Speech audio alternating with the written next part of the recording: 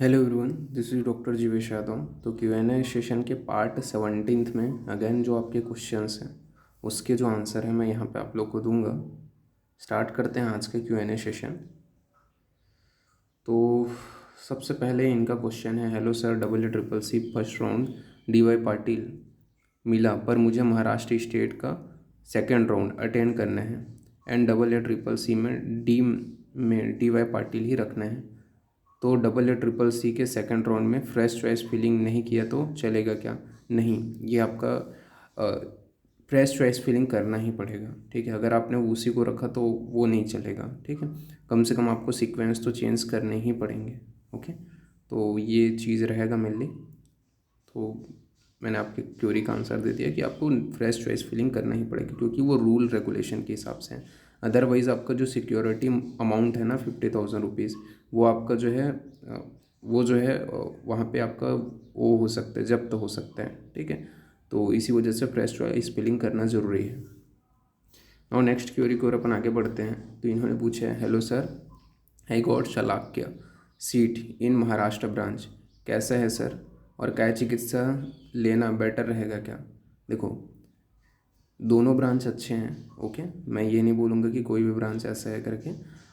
देखो, शलाक्य तंत्र की ऐसा है कि अगर आप करेंट प्रेजेंट सिचुएशन में अगर देखो तो शलाक्य के जो टीचर्स हैं, अगर आप टीचिंग फील्ड में जा रहे हो तो शलाक्य के जो टीचर्स हैं वो बहुत कम आपको देखने को मिलेंगे। ठीक है, तो इसी वजह से अगर आप इन फ्यूचर गवर्नमेंट जॉब के अप्लाई कर रहे हो, ठीक है, तो उसके लिए शलाक्य तंत्र बहुत अच्छा आपका है। ठीक है, और काय चिकित्सा इन केस अगर आपको क्लिनिक ज़्यादा हैंडल करना है, ठीक है, जनरल भी देखना है आपको, जनरल जितने भी हैं डिसीज़ वगैरह, तो उसके लिए काय चिकित्सा बेटर है। तो दोनों अपने अपने जगह बेटर है। ओके, नाउ नेक्स्ट क्वेरी की ओर अपन आगे बढ़ते हैं। तो इन्होंने पूछा है, हेलो सर, प्लीज़ ये बताइए कि सेकंड दो स्टेट्स की काउंसलिंग में कैसे बैलेंस करें। जैसे मैं यूपी से हूँ but also want to participated in other state. अगर सर कोई दो स्टेट में सीट अलॉट हो जाए तो पर्टिकुलरली सीट किसी भी स्टेट की कब तक लीव कर सकते हैं आफ्टर रिपोर्टिंग द कॉलेज? देखो, कोई भी, सबसे पहले तो ये बैलेंस बनाना बहुत मुश्किल रहता है। रीज़न बिंग सबका डेट्स अलग रहता है। अगर आप बैलेंस बना भी लेते हो तो आपका जो सेकंड क्वेरी है उसका आंसर मैं बता देता हूँ कि कोई भी जो सीट अलॉट होता है उसमें आपका जो कैंसलेशन है रिपोर्टिंग के, जब आप रिपोर्ट करते हो तो रिपोर्टिंग का जो डेट रहता है वो सेकंड काउंसलिंग के 1 डे तक रहता है। मतलब जैसे कि फर्स्ट राउंड की काउंसलिंग में आपको सीट अलॉट हो गया, ठीक है, तो सेकंड डे जो सेकंड राउंड की जो काउंसलिंग होगी उसके जस्ट या फिर वहाँ उन लोग बताते ही हैं। ठीक है, आप जा करके कॉलेज में विजिट करके आप सीधा पूछो तो ज़्यादा बेटर रहेगा। बट मुझे जहाँ तक पता है कि आपका जो फर्स्ट राउंड की अगर काउंसलिंग में आपको सीट अलॉट हुए तो सेकंड राउंड की जो काउंसलिंग है उसके जस्ट स्टार्ट होने के 1 या 2 दिन पहले ही आपको कैंसलेशन कराना पड़ता है। ओके, ताकि उस सीट के ऊपर जो अदर स्टूडेंट्स हैं वो पार्टिसिपेट कर सकें। तो वही है, बाकी आप वहाँ पे जाके आपको अच्छे से पता चलेगा। ठीक है, जब आपको सीट अलॉट हो रहा है तो इंस्टीट्यूट विजिट करो तो वहाँ पे आप पूछोगे तो उन लोग प्रॉपर बताएंगे कि अब तक आप जो है इतना डेज तक या इस दिन तक आप कैंसिलेशन करा सकते हो करके। ओके, नाउ नेक्स्ट क्वेरी की ओर अपन आगे बढ़ते हैं। तो नेक्स्ट क्वेरी उन्होंने पूछा है, सर PWD सर्टिफिकेट स्टेट का अलग बनवाना है या ARI का होगा? ठीक है, तो देखो, ARI का स्टेट का अलग बनाएंगे या ARI का होगा? तो ARI का चलेगा। ठीक है, अगर आप स्टेट का भी करा रहे हो तो ARI कोटा का चलेगा। ठीक है, सेंट्रल का अगर बनाया हो तो स्टेट में भी चलेगा, लेकिन अगर आपने स्टेट का बनाया तो वो सेंट्रल में नहीं चलेगा, आपको सेंट्रल का ही बनाना पड़ेगा।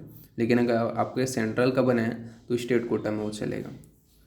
नाउ नेक्स्ट क्वेरी की ओर अपन आगे बढ़ते हैं। तो नेक्स्ट क्वेरी इन्होंने पूछा है, सर मेरा महाराष्ट्र स्टेट कोटा में सीट मिल गया है सर, अगर मैंने ज्वाइन नहीं किया तो क्या मैं Maharashtra state and Maharashtra ARI counselling दोनों से बाहर हो जाऊंगा या सिर्फ महाराष्ट्र स्टेट काउंसलिंग से बाहर हो जाऊंगा? देखो, अगर आपको स्टेट कोटा में मिले हैं तो आप स्टेट कोटा की काउंसलिंग से बाहर तो नहीं हो गए। ओके, सबसे पहली बात है, क्योंकि उसमें आप जा करके अपनी सीट्स कैंसिल करा सकते हो। ओके, और सेकंड राउंड में आप पार्टिसिपेट कर सकते हो।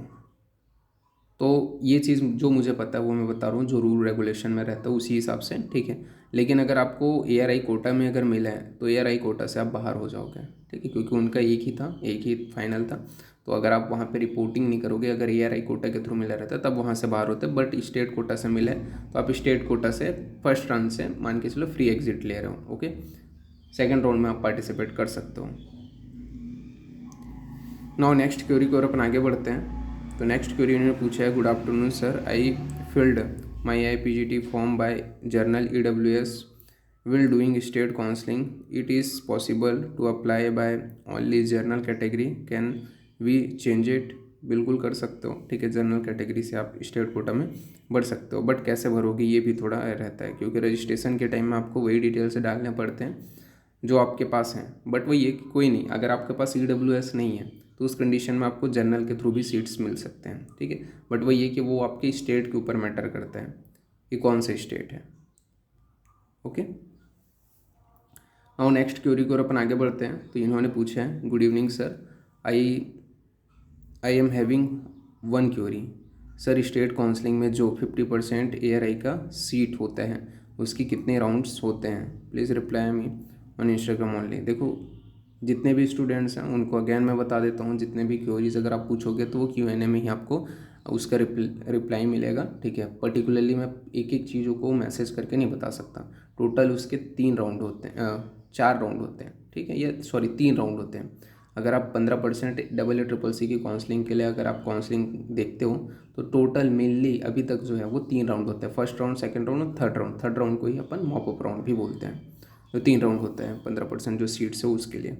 नो नेक्स्ट क्वेरी की ओर अपन आगे बढ़ते हैं। तो इन्होंने पूछा, good evening sir, my rank in AIPGT is 3812, SC category, I am belong to Haryana state, can I get government seat in Haryana और there any chances in AA CCC counselling? Chances हैं, ठीक है, काउंसलिंग अटेंड करो, chances है आपको government seats मिलने के। Okay, SC category के हिसाब से मिल जाएगा। नाउ नेक्स्ट क्वेरी की ओर अपन आगे बढ़ते हैं। तो नेक्स्ट क्वेरी उन्होंने पूछा है, गुड मॉर्निंग सर,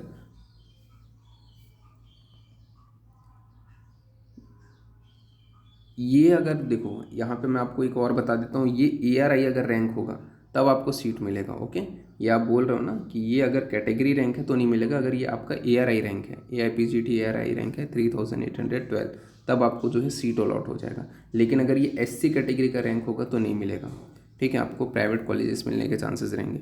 लेकिन अगर ये 3812 जो है वो ARI रैंक है तो आपको मिल जाएगा आसानी से। नाउ नेक्स्ट क्वेरी की ओर अपन आगे बढ़ते हैं। तो उन्होंने पूछा है, good morning sir, among doing PG इन रोग निदान, क्रिया शरीर, रचना शरीर, which among them has more scope in the future? तो ये आपने थोड़ा अलग ही क्वेश्चंस पूछ दिया, बट बता देता हूँ, ठीक है। मेरे हिसाब से इसमें आपका सबका अलग अलग ओपिनियन रहता है। अब यहाँ पे ऐसा भी मैटर करता है, जैसे फ्यूचर के अगर बारे में बात करो तो ये तीनों नॉन क्लिनिकल सब्जेक्ट हैं, ठीक है। आप किसी से भी करो, अगर आपको ऐसा है कि अभी फिलहाल के लिए एट द प्रेजेंट ऐसा बोलो तो तीनों सब्जेक्ट में है अभी आपका स्कोप, ऐसा नहीं है कि तीनों में नहीं है, तीनों में है। बट ये है कि जो टीचर्स हैं वो आपकी स्टेट के ऊपर मैटर करता है ना, कि कई बार वहाँ पे अवेलेबिलिटी नहीं रहती है, तो वो चेंज होता रहता है समय के अनुसार। जैसे कि कई बार ऐसा होगा कि रोग निदान के टीचर्स वहाँ पे अवेलेबल नहीं रहेंगे तो उसके स्कोप बढ़ जाएगा। कई बार ऐसा होगा कि उसके टीचर्स अवेलेबल हो गए हैं, जैसे कि अभी एग्जाम्पल के लिए PTSR प्रसूति तंत्र स्त्री रोग के बहुत कम ब्रांचेस होते हैं, इस वजह से उनका जो डिमांड है वो बहुत ज़्यादा हाई हो गया है और बहुत सारे बच्चे उसी सब्जेक्ट को ले रहे हैं क्योंकि हर जगह उसके टीचर्स के रिक्वायरमेंट है, इस वजह से। तो वही है कि समय के अनुसार चेंज होता है। जैसे एक टाइम था कि रचना शरीर के टीचर्स नहीं थे, तो वो स्टेट वाइज वो वेरी करता है, ठीक है। तीनों सब्जेक्ट में आप कोई भी सब्जेक्ट लो, आपके ऊपर है। स्कोप ऐसा कोई नहीं बोल सकता, सारे सब्जेक्ट में स्कोप है, ठीक है, कोई भी ऐसा नहीं बोल सकता कि इसमें स्कोप नहीं है, तीनों सब्जेक्ट में मेरे हिसाब से तो। बट अगर आप फिर भी प्रेफरेंस बोलो तो मैं पहले रोग निदान को ही दूंगा, सेकेंड में क्रिया शरीर एंड देन रचना शरीर, ठीक है। तो इसी प्रेफरेंस में मैं अपने हिसाब से दूंगा। नाउ नेक्स्ट क्वेरी की ओर, तो ये इतने ही क्वेरी थे, ठीक है। इसके अलावा जो और क्वेरीज जो बच गए हैं, ठीक है, उसके आंसर मैं नेक्स्ट Q&A में आप लोगों को प्रोवाइड कर दूंगा। तो जितने भी थे आई होप मैंने सभी के आंसर दे दिए, और जिनको भी अपने क्वेश्चंस पूछने हैं वो क्या कर सकते हो, लिंक मैंने ऑलरेडी डिस्क्रिप्शन में दे दिया है इंस्टाग्राम पेज का, मैसेज करो, अपने क्वेरीज जो भी पूछना है वो आप पूछ सकते हो। ओके, तो आज के लिए इतना ही, थैंक यू।